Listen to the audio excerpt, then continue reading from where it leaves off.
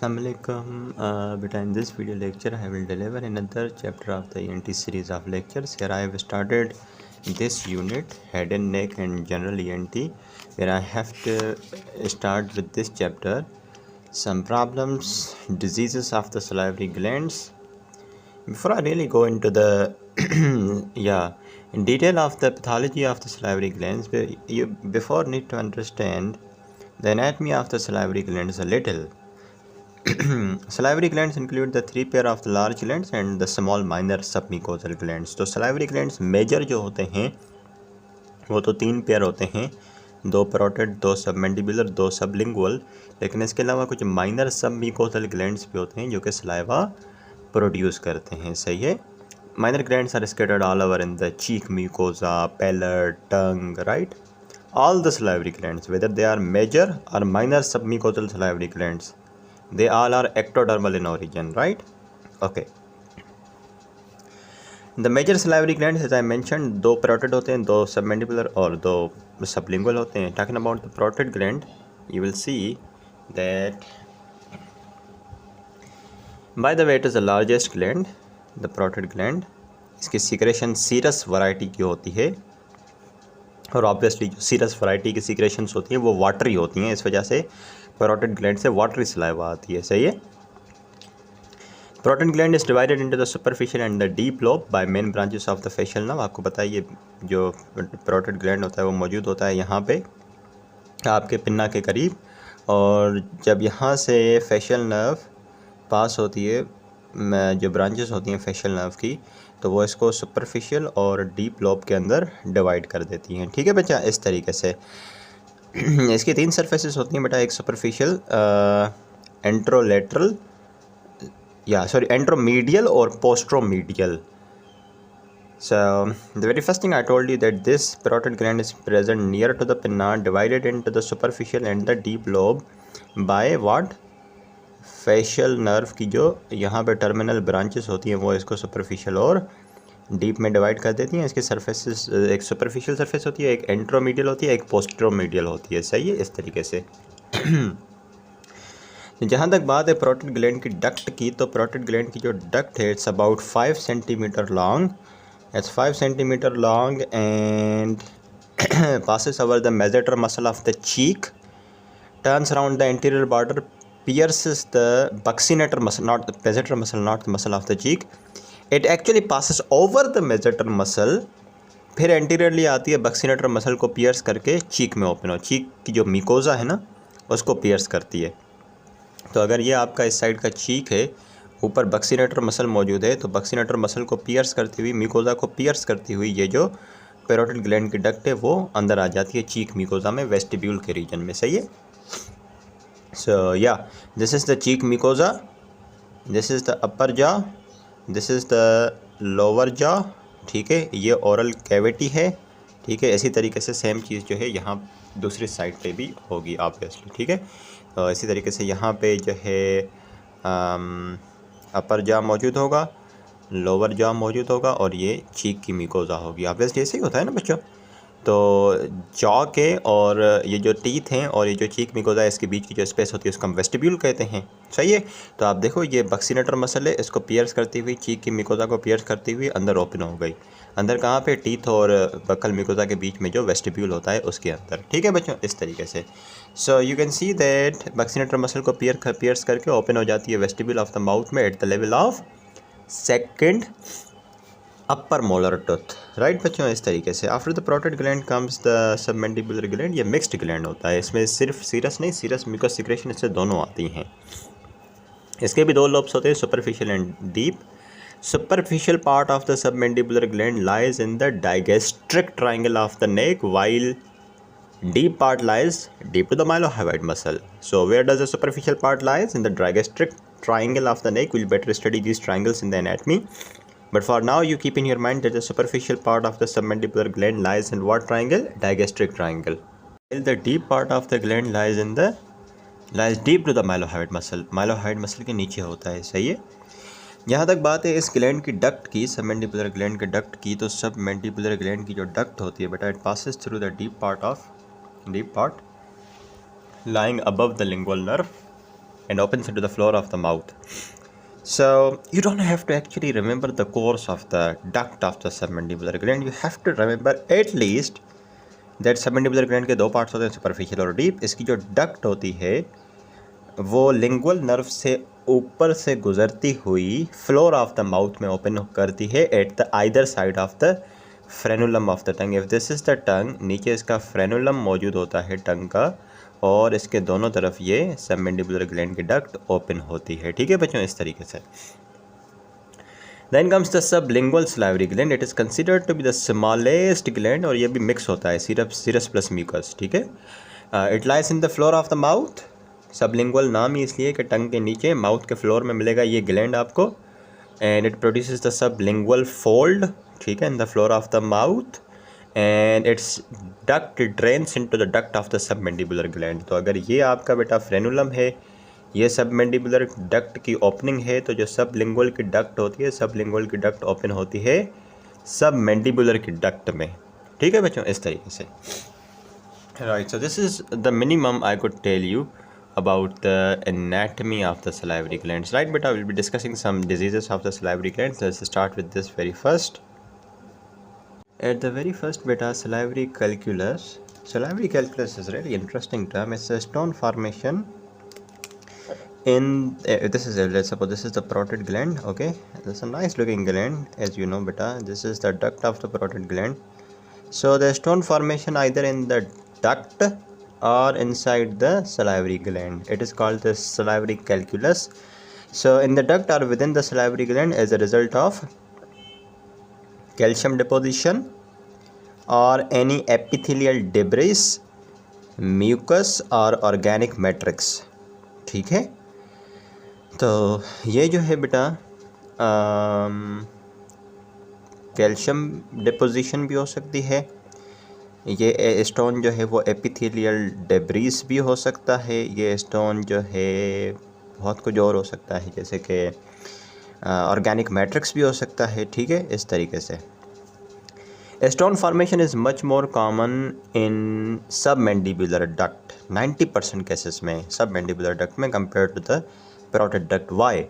Because the submandibular secretion is mainly mucus and very much thick compared to the serous and thin secretions of the parotid gland. You understand now? Submandibular secretion बहुत thick होती हैं, बहुत mucusy होती हैं, तो उसमें जो है स्टोन के बनने के चांसेस ज़्यादा होते हैं. ठीक है. और parotid की secretion बड़ी serous होती हैं, इस वजह से उसमें स्टोन नहीं बनते. In addition, the calcium content of the submandibular secretion is higher. Submandibular secretion में कैल्शियम कंटेंट ज़्यादा होता है, तो कैल्शियम स्टोन्स सबमैंडिबुलर की डक्ट में ज़्यादा बनते हैं. ठीक है. अगर पैरोटिड ग्लैंड के अंदर वैसे तो स्टोन्स बनते नहीं, और अगर बन भी गए तो लो डेंसिटी के रेडियोलूसेंट होते हैं. ठीक है. But the submandibular stones are of high density and they are radio opaque. Right बेटा. एक पेशेंट है जिसके सलाइवरी ग्लैंड में या फिर उसकी डक्ट में स्टोन मौजूद है, पेशेंट प्रेजेंट कैसे करेगा? Pain and swelling in the region of the gland, खास करके खाना खाते वक्त या फिर सिट्रस फूड लेते वक्त. क्यों? देखो बेटा, जब आप when the food is in your mouth, your salivary glands start producing saliva, specially when the food is the citrus fruit, जो खट्टे फल होते हैं, जब आप वो खाते हो तो सलाइवा की प्रोडक्शन बहुत ज़्यादा होती है. अब let's suppose this is a gland and this is the duct of the gland. If let's suppose there is the stone, right, and this is the stone, if let's suppose this is the citrus fruit you are eating in your mouth, in your mouth, this is a citrus fruit you are eating in your mouth. So there is the pressure on this salivary gland. The salivary gland loves to produce lots of saliva, lots of saliva, lots of saliva. But if let's suppose there is the obstruction, this stone present here, what do you think? If the citrus fruit is in your mouth and your salivary gland is trying to produce lots of saliva, but there is the obstruction, so pain will be increased. So when there is the food, especially the citrus fruits in your mouth, salivary production is increased, and because there is obstruction, it produces lots of pain. ठीक है. So yeah, let's go on to the next page. Okay, the gland is painful and tender when it is swollen. And pain subsides as the swelling reduces. ठीक है, इस तरीके से. The intermittent swelling and the pain occurs because of the obstruction to the salivary outflow. ज़ाहिर सी बात है बेटा, अगर ये आपकी डक्ट है और ये इसके अंदर ऑब्स्ट्रक्शन है स्टोन की वजह से, और ये सलाइवा यहाँ पे पूल होता रहेगा, तो ज़ाहिर सी बात है डक्ट की स्वेलिंग हो जाएगी। ऑब्वियसली डक्ट की स्वेलिंग हो जाएगी। तो this intermittent swelling and pain क्यों? क्योंकि आगे फ्लो नहीं कर पा रही saliva. So intermittent swelling and pain occurs because of the obstruction to the salivary outflow. ठीक है। Sometimes it is seen that this stone may dislodge spontaneously, खुद ब खुद यहाँ से निकल के चला जाता है, और इस वजह से फिर पेन और स्वेलिंग खुद ब खुद सही हो जाती है। ठीक है बच्चों। So now we will be talking about the investigations. If a patient has stone in the salivary gland or a duct and the patient comes to you with the swelling of the salivary gland with lots of pain, what investigations would you love to order? Right beta, so the investigations possibly we can offer are number one, the plain x-ray. Look, the majority of the stones are radio opaque, जैसे कि submandibular के होते हैं, so they are visible on the plain x-ray, right?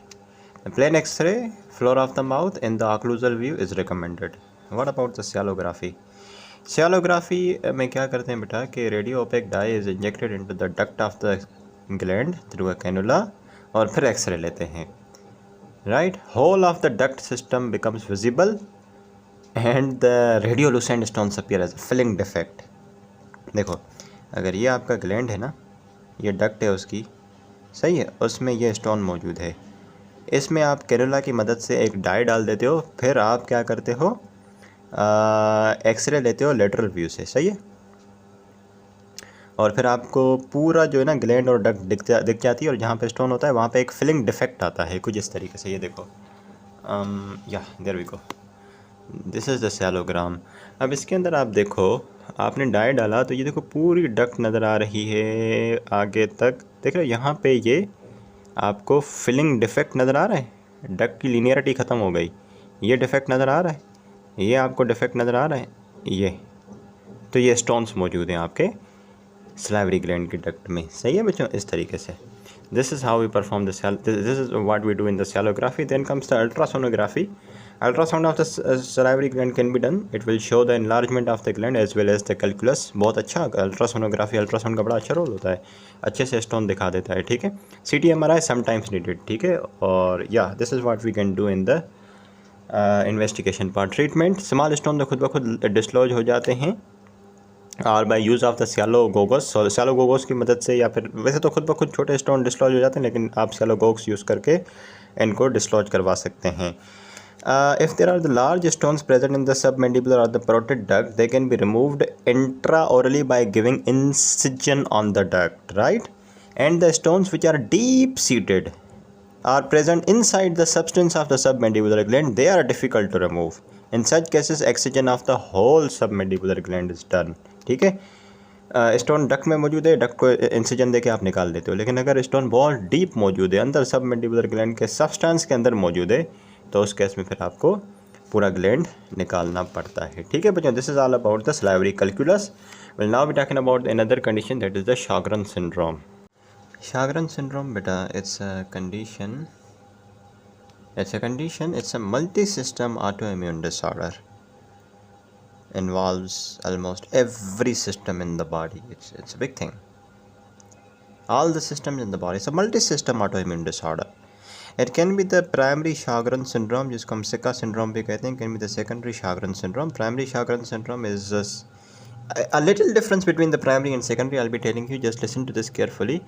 Primary Sjagren syndrome, when there is a couple of things like patient has xerostomia, dry mouth due to the affected salivary glands, xerophthalmia, dry eyes, right, the involvement of the salivary glands leading to xerostomia, involvement of the lacrimal glands leading to xerophthalmia without any associated connective tissue disorder.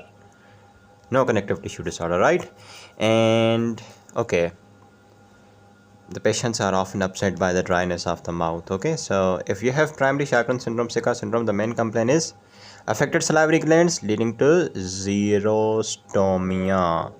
And number two thing, the patient has dryness of the eyes, that is the affected lacrimal glands, so the patient has the xerophthalmia, right? So yeah, this is it. Patient is very much worried about the dry mouth. No connective tissue involvement. If there is the connective tissue involvement, said to be the secondary Sjogren syndrome, right?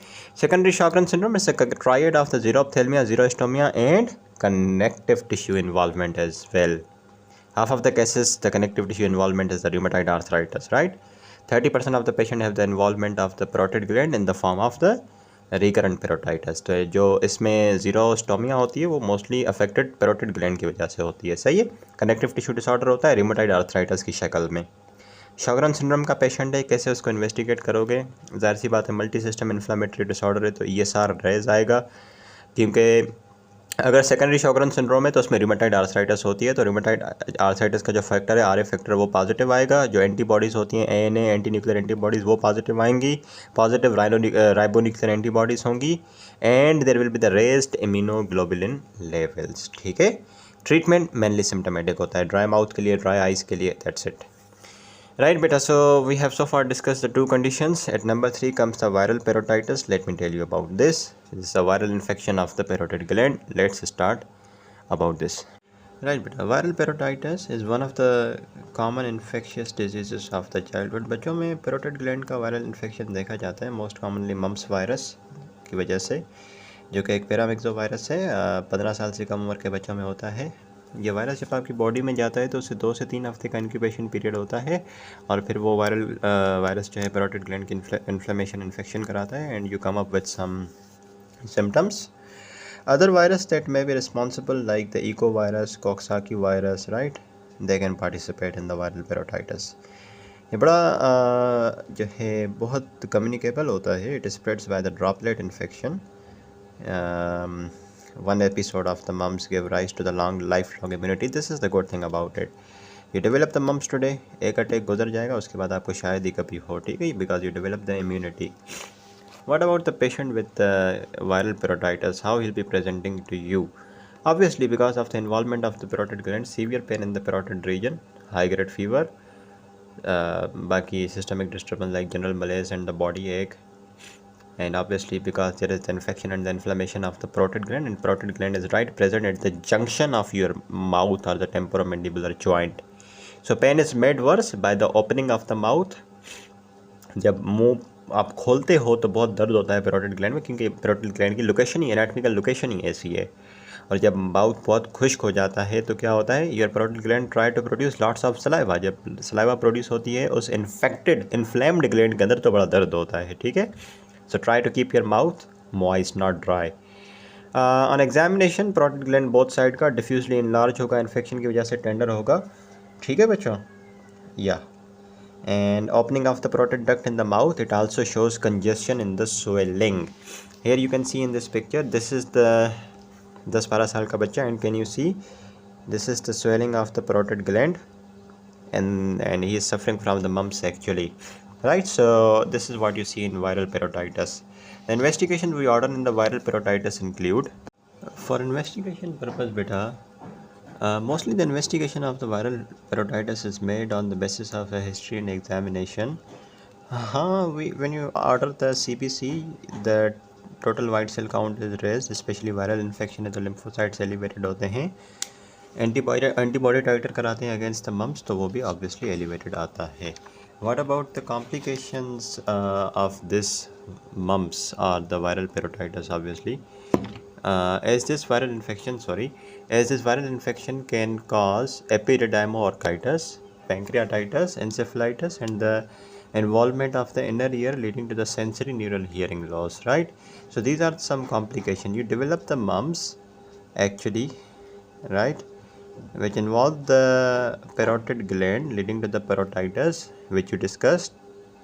The other complications include the epididymoorchitis, pancreatitis, encephalitis, and the sensory neural hearing loss. Treatment for the viral parotitis is a systemic treatment. This virus, stays for the particular period and it just gets off your body. Bed rest, good oral hygiene, soft and liquid diet, analgesics to relieve the pain, and heat fomentation locally. Antibiotic अगर super infection हो तो देते हैं, वरना ज़रूरत नहीं होती, ठीक है। चलें जी, वायरल पेरोटाइटिस के बाद कम्स द बैक्टीरियल पेरोटाइटिस। ये बच्चों में कम, एडल्ट्स में ज़्यादा होती है। Viral was more common in children. कहाँ से आया बैक्टीरिया पैरोटिड ग्लैंड के पास? Ascending infection along the parotid duct in the dehydrated patients who lack the resistance to infection. So we can say this is the mouth and this is the duct of the parotid gland and this is the parotid gland. वो लोग जो कि dehydrated रहते हैं, जिनका mouth बड़ा dry होता है, तो ड्राई माउथ में बैक्टीरिया ग्रो करता है, इन्फेक्शन होता है, ठीक है, और वो बैक्टीरिया असेंड करता है इस डक्ट के थ्रू और जाके पैरोटिड ग्लैंड को इन्वॉल्व कराता है, पेरोटाइटिस होती है, ठीक है, right. And this infection can also occur secondary to the obstruction of the duct by stone epithelial debris or the stenosis.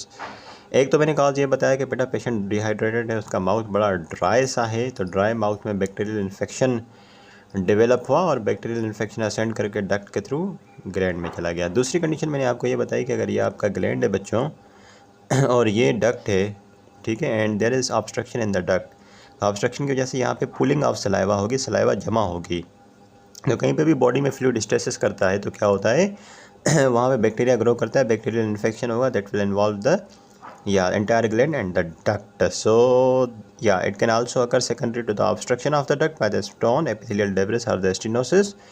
जो यूजुअली बैक्टीरिया इन्वॉल्व होते हैं दैट इज़ द स्टेफाइलोकोकस, लेकिन उसके अलावा gram positive anaerobes and sometimes mixed organisms can be responsible for bacterial parotitis. Patient present कैसे करेगा बेटा? Similar to viral पेरोटाइटिस, ठीक है.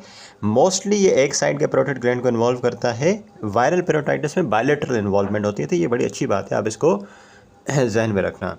बैक्टीरियल पेरोटाइटिस के केस में ऑब्वियसली एब्सिस फॉर्मेशन होगी पैरोटिड ग्लैंड के अंदर, ठीक है. And if there is the fluctuation on the abscess formation is not prominent, which is actually not prominent in case of the perotitis because of the thick fibrous capsule of the gland.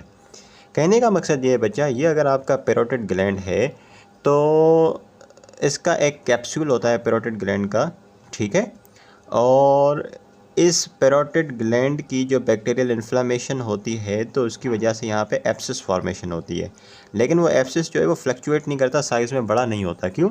क्योंकि बाहर इतना hard fibrous capsule मौजूद है कि जो ये abscess जो बन रहा है वो यहीं रिस्ट्रिक्टेड रहता है, कैप्सूल से बाहर आके फ्लक्चुएट नहीं करता है, साइज़ में इंक्रीज़ नहीं होता because of the limitations by this hard fibrous capsule.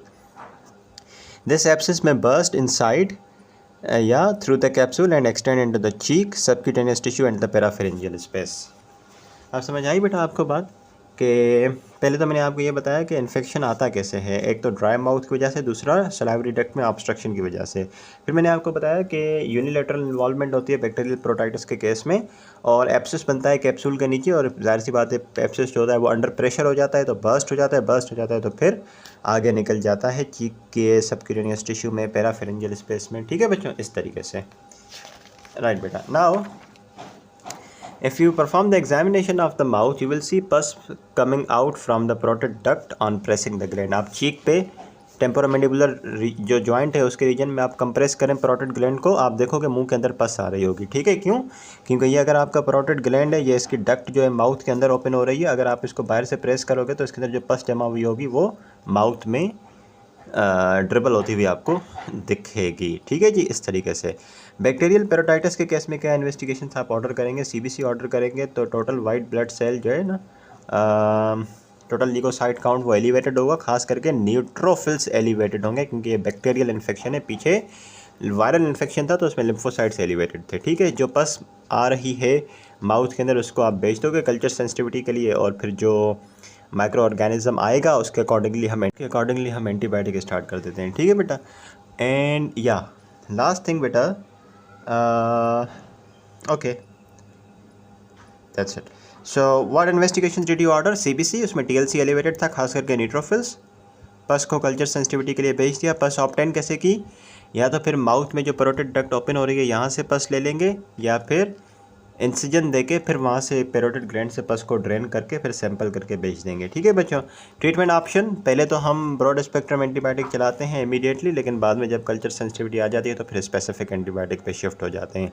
स्ट्रेंडामाइसिन बहुत ज़बरदस्त एंटीबायोटिक है, ये जाके आपके सीक्रेट होती है आपके सलाइवा में, तो इसलिए इसको हम यूज़ कर सकते हैं. बहुत सारी ड्रग्स ऐसी हैं एंटीबायोटिक्स जो कि सलाइवा में नहीं जाती, सलाइवरी ग्लैंड्स में नहीं जाती, तो इस वजह से उनको हम यूज़ नहीं कर सकते। लेकिन streptomycin is a really good antibiotic secreted in the saliva, इसलिए इसको हम यूज़ कर सकते हैं बैक्टीरियल प्रोटाइटिस में।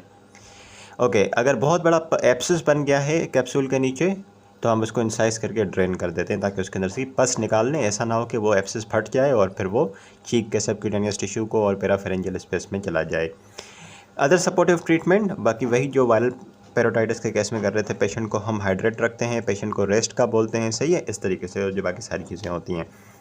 Lastly in this chapter comes बेटा the neoplasms of the salivary glands. Let me describe this to you.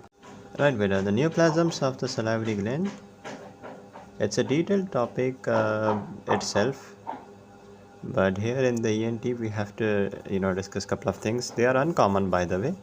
80% of the all salivary tumors are located in the parotid gland, 10% in the submandibular and 10% in the sublingual and the minor salivary glands. In the parotid gland, most of the tumors are the benign. However, in case of the submandibular gland, 60% are benign. So benign tumours की तादाद parotid के अंदर ज़्यादा होती है compare to submandibular, right. In minor salivary glands malignant tumours are more common than the benign tumours, right. So keep this in your mind. The main etiological factor of all the salivary glands tumors is the exposure to radiations, right? So let's talk about the tumors. The neoplasms, here is the list beta. Some are the benign neoplasms originating from the epithelial tissue, originating from the mesenchymal tissue. Arising from the epithelial tissue, they include the pleomorphic adenoma, Warthin's tumor, oncocytoma and the adenoma. From the mesenchymal tissue, the hemangioma, the connective tissue the lymphangioma and the neurofibroma. They were the benign tumors. What about the malignant neoplasms arising from the epithelial tissue and the non-epithelial tissue? From the epithelium, adenoid cystic carcinoma, mucoepidermoid carcinoma, adenocarcinoma, ethnic cell tumors and the malignant mixed tumors, ठीक है, MMMTs जिनको कहते हैं। Non-epithelial neoplasms, the lymphomas and the sarcoma. So इसमें जो important ones हैं benign के अंदर, जैसे कि pleomorphic adenoma और Warthin tumor और oncocytoma, ठीक है, इनको ज़रा डिस्कस कर लेते हैं तीन को जल्दी से। Pleomorphic adenoma, it is the commonest of all the benign tumours, ठीक है, बड़ा स्लोली ग्रोइंग होता है, इसका बेनाइन कोर्स होता है, ज़ाहिर है बेनाइन ट्यूमर है एंड एपिथेलियम से ओरिजिनेट होता है, ठीक है, और ये एपिथेलियल और मायो एपिथेलियल सेल्स रखता है, ठीक, इसीलिए इसको हम मिक्स्ड ट्यूमर या प्लियोमॉर्फिक ट्यूमर भी कहते हैं। क्यों मिक्स या प्लियोमॉर्फिक कहते हैं? क्योंकि इसके पास एपिथेलियल के साथ मायो एपिथेलियल सेल्स भी होते हैं। If this is the pleomorphic adenoma containing the epithelial and the myoepithelial cells, it is actually surrounded by a false capsule, right? It's a characteristic, remember. It's surrounded by the false capsule. And yeah, the false capsule of the compressed tissue varies in the thickness and the tumor may extend into the capsule, right? Extend into the capsule. It is usually seen in the third and fourth decade, 30 to 40 years के बीच में ये tumour बन सकता है। Slight female प्रीपोंड्रेंस खवातीन में मर्द हजरात के कंपैरिजन में ज़्यादा होता है, ठीक है बेटा। देन कम्स द वार्थिन ट्यूमर, इसको हम एडिनो लिम्फोमा या पेपिलरी सिस्ट या एडिनोमा लिम्फोमेटोसम भी कहते हैं, ठीक है बच्चों। प्राइमरली ओल्ड एज में होता है, 50 to 70 ईयर्स की एज में, 5th to 7th डिकेड में, यानी कि occasionally bilateral, often more than one tumor is found in one gland. That's interesting thing. More than one in the one gland. Histologically, it is made up of the areas of the lymphoid tissue. इसलिए इसको हम lymphoma कहते हैं, adeno lymphoma, क्योंकि इसके अंदर आपको areas of lymphoid tissue मिलेंगे intermingling with the cystic spaces. So there are the cystic spaces. This is the tumor, Warthin tumor. Here the cystic spaces you will see inside the tumor, and you will find the lymphoid tissue intermingling with the cystic spaces which are lined by the tall tubular or the papillary epithelium. This is the cystic space which is lined by the tall tubular or the papillary epithelium. This is the cystic space and intermingling, ये क्या हैं, lymphocytes हैं, ठीक है बच्चों। इसके बाद कम oncocytoma, it is also known as the oxyphil cell adenoma, composed of the large monomorphic eosinophils similar to the oncocytes, seen in the aging salivary gland, जो बढ़ती हुई एज के salivary gland होते हैं, यानी कि ओल्ड एज salivary glands में आपको देखेंगे ये। और खसूसियत क्या है oncocytoma की कि इसके अंदर आपको monomorphic eosinophils मिलेंगे। It's a very rare benign tumour rarely ये मेलिग्नेंसी में ट्रांसफॉर्म होता है, ठीक है बच्चों। Then comes the adenoid cystic carcinoma. ये most common malignant salivary gland है, याद रखिएगा sir, most common malignant salivary gland tumour है। मोस्ट कॉमन बिनाइन ट्यूमर कौन सा था? Pleomorphic adenoma. और मोस्ट कॉमन मेलिग्नेंट ट्यूमर कौन सा है? एडिनोइड सिस्टिक कार्सिनोमा, ठीक है जी। मोस्ट कॉमन ये है। सेकंड मोस्ट कॉमन जो है वो मीको एपिडर्मोइड कार्सिनोमा है। So most common malignant tumour of the salivary gland adenoid cystic carcinoma. It can arise from the any salivary tissue, but commonly it is present in the minor salivary glands, क्योंकि मैंने बताया था कि minor salivary glands के अंदर malignant tumours ज़्यादा होते हैं कंपेयर टू बिनाइन ट्यूमर्स। इसका मैक्सिमम इंसिडेंस जो होता है बेटा वो 6 डिकेड में होता है। मेल फीमेल में ये बराबर इसका इंसिडेंस देखने को मिलता है। Second most common tumour is the mucoepidermoid carcinoma, ठीक है। It's second most common slowly growing tumour होता है। इसमें लोकल रिकरेंसेस बड़े कॉमन होते हैं। एक बार आपने इसको ट्रीट कर दिया फिर दोबारा से रिकर होता है। इसके हिस्टोलॉजी की बात करें तो बेटा 2 तरह के इसमें सेल्स होते हैं, एपिडर्मोइड सेल्स और म्यूकस सेल्स, ठीक है। Mucus cells obviously mucus produce करते हैं which is secreted in the stroma of the tumour, जिसकी वजह से सिस्टिक अपीयरेंस आती है इस ट्यूमर की, ठीक है। एपिडर्मोइड सेल्स होते हैं और म्यूकस सेल्स होते हैं। म्यूकस सेल्स म्यूकस देते हैं और वो म्यूकस जो है स्ट्रोमा के अंदर जमा होता है और सिस्टिक अपीयरेंस आती है इस ट्यूमर की, ठीक है जी। हाई ग्रेड जो मीको एपिडर्मोइड कार्सिनोमा होता है उसके अंदर एपिडर्मोइड सेल्स ज़्यादा होते हैं compare to the mucus cells, और जो लो ग्रेड मीको एपिडर्मोइड कार्सिनोमा होता है उसके अंदर म्यूकस सेल्स ज़्यादा होते हैं, एपिडर्मोइड सेल्स कम होते हैं। म्यूकस सेल्स ज़्यादा होने की वजह से सिस्टिक स्पेसिस भी ज़्यादा होती हैं, ठीक है बच्चों, इस तरीके से, राइट। प्रेजेंटेशन बेटा of the patient with the mucoepidermoid carcinoma. Obviously salivary gland, खास करके जो माइनर सलाइवरी ग्लैंड्स होते हैं, you will see their swelling and the increase in size of the gland, pain in the region of the gland, right. And the very important thing that you have to keep in your mind at any cost, that this is the malignant tumor mycoepidermoid carcinoma, that there is facial nerve paralysis in the parotid tumor, right? If the mycoepidermoid carcinoma is involving the parotid gland, there will be the facial nerve paralysis, right? It's a malignant tumor involving the parotid gland will lead to the facial nerve paralysis. What will be the treatment option? Treatment option generally for benign tumors and for malignant tumors. If it is involving the parotid gland, the benign tumor, if it is involving the parotid gland, then you simply have to do the superficial parotidectomy. पूरा parotid gland नहीं, superficially parotid gland को remove करना होता है जो ऐसा tumour से involve है, पूरा parotid नहीं। In malignant tumors, you have to do the total parotidectomy with or without preservation of the facial nerve, right? And the neoplasms of the submandibular gland are treated by the complete removal of the gland, ठीक है बच्चों। This is all about beta this chapter. Thank you so much. Class dismissed.